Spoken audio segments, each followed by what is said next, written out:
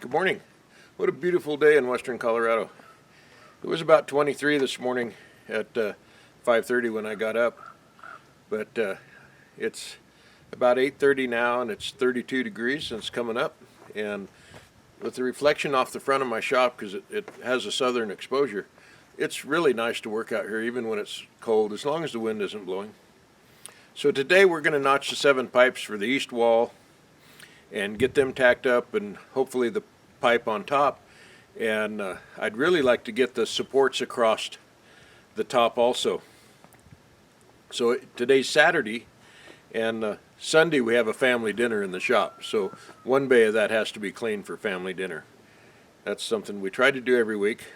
We have nieces and nephews. It ranges from 12 to 18 people.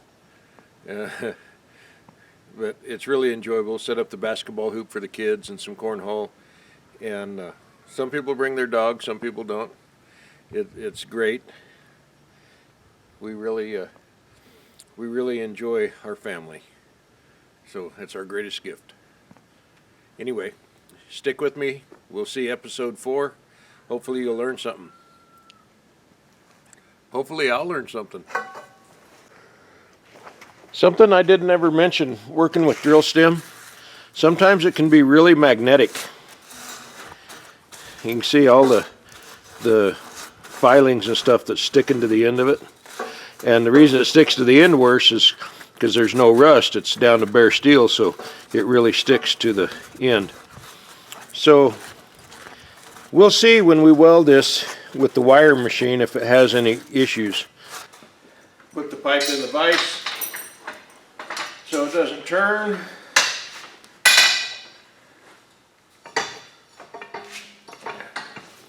Tighten up this stand just a hair, it's been outside. That's just to make the pipe a little solid. We're going to take our center head, which is an adjustable center punch for top dead center of the pipe. It'll do the top, the side, the bottom, whatever you need to punch. We're going to set it up here on 90 degrees. It's got little magnets in it to hold it. We're going to start about 3 inches back on the pipe. Everybody that's watched the other video has seen this before. That's a little center punch mark. Go to this end. Same thing, about 3 inches back.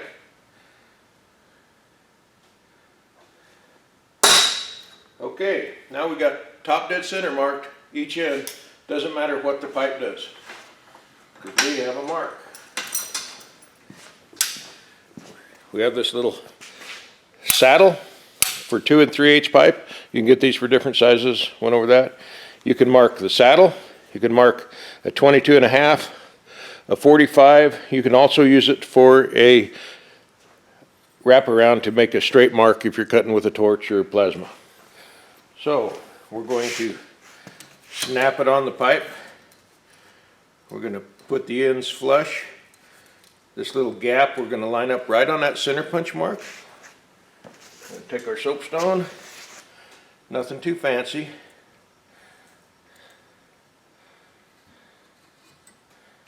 On that, a little burr on that, but I'm going to guess that much.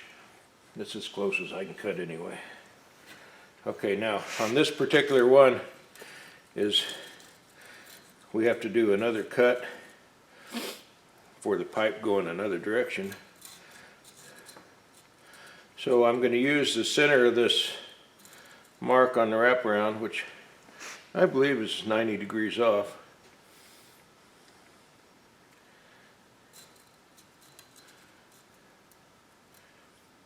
And I'm going to make another notch.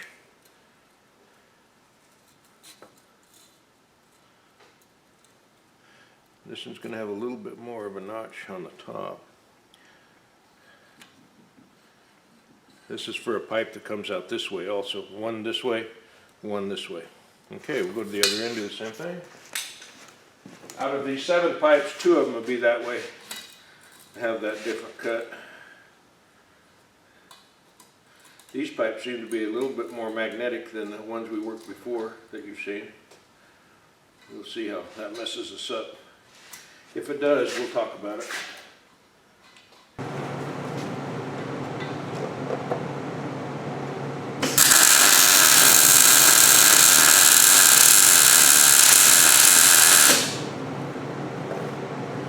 seem to bother at all for the magnetic part. So, but one thing I haven't mentioned with the wire feeder,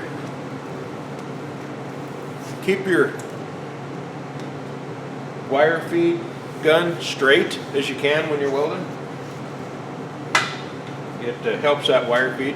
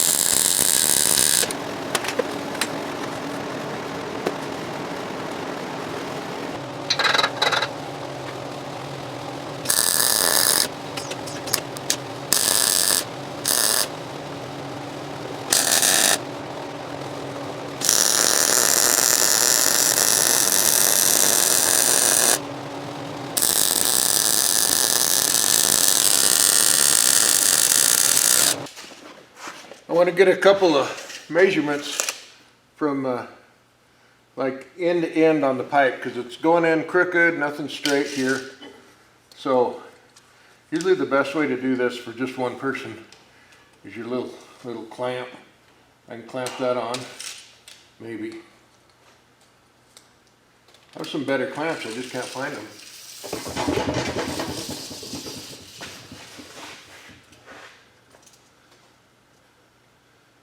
So we're exactly 95 inches.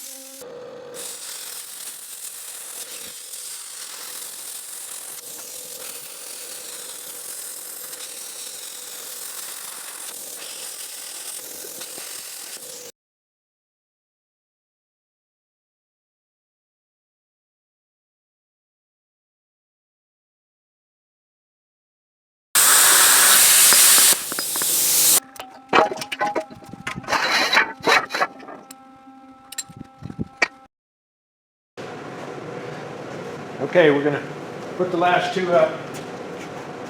Don't laugh at me.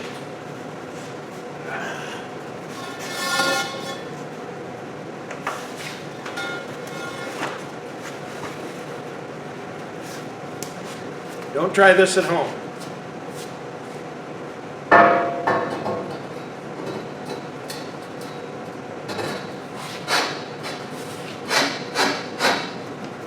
Okay, just because it's coked out, it holds itself. Once you get it there, that's to the mark.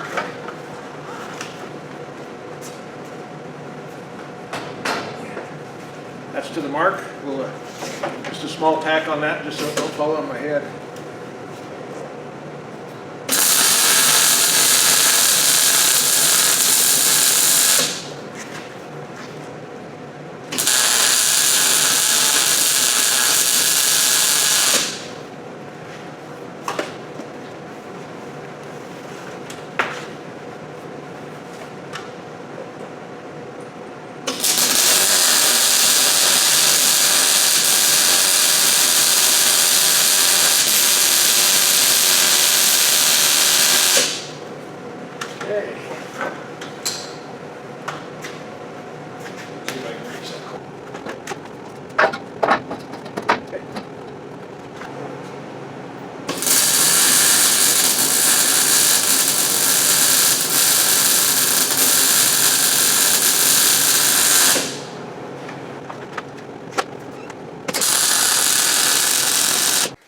Well, there's a little different view of the steel storage saw shop with everything tacked up.